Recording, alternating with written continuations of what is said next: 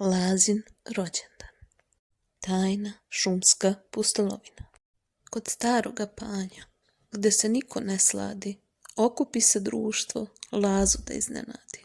Bili su tu jelen i Veverica Caka, Puž Peca i Kreka, sa puno meraka. Svi su šaputali sa osmehom, koji poklon dati. Laza ima rođendan, iznenađenje mora da se pamti. Lisica Lola reče, ne sme ništa da zna, pustolovina tajna za njega se sprema.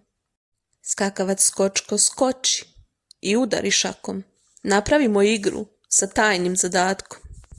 Jelen donese stari, Medin dnevnik mali i u njemu nađe trag što su sakrili. Na prvoj se strani zagonetka krije, trag traži kod onoga što se nikad ne vije.